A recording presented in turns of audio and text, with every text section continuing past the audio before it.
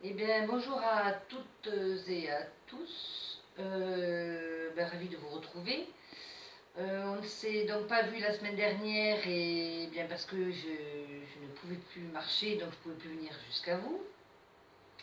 Et c'est donc Sarah Anor, notre collègue Sarah Anor, qui a pris le relais sur les capsules 2, 3, 4 et 5, en tout cas sur tout ce qui concerne la stratégie pédagogique et globalement, et ou plus précisément, les objectifs en formation, l'évaluation, les méthodes pédagogiques, choisir en pédagogie, avec des supports sur lesquels vous aurez reconnu ma patte, et aussi mon nom qui est écrit en bas, comme vous aurez pu le lire.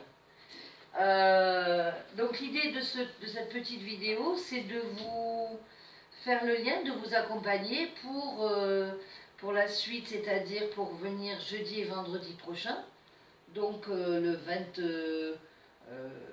27 et le 28. Et donc jeudi, nous serons en distanciel, vous et moi, et vendredi, nous serons en présentiel. Je remarche, même si je ne gambade pas encore, et donc il n'y a pas de raison que l'on ne se voit pas jeudi. Je ferai un petit point rapide. Je vous remontre, même si vous ne le voyez pas précisément sur la vidéo, le support que vous a donné donc Sarah. Et donc c'est cette carte heuristique que vous avez entre les mains et qui concerne la stratégie pédagogique. Je sais, elle m'a bien dit que vous aviez parcouru cette carte mentale précisément. Et donc l'idée, c'est bien évidemment de reparcourir tout ça pour vous, de construire votre scénario pédagogique, vos scénarios pédagogiques à venir, en prenant en compte ces composantes d'une stratégie pédagogique. Et pour ce faire, elle vous a également distribué, donc jeudi dernier, un document que j'ai donc affiché là en vidéoprojection, que j'ai projeté, qui est donc le livret d'émergence, qui doit vous aider d'émergence des variables d'une stratégie pédagogique. Ce livret d'émergence, je vous invite à donc l'utiliser. Nous en reparlerons bien évidemment en présentiel, mais en distanciel aussi.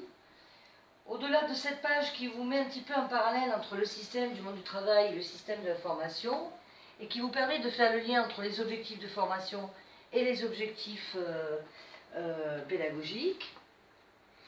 L'idée, c'était de vous amener à vous questionner tel que vous êtes supposé, ou tel que vous le faites certainement déjà, lorsque vous avez à concevoir une action ou une séquence de formation.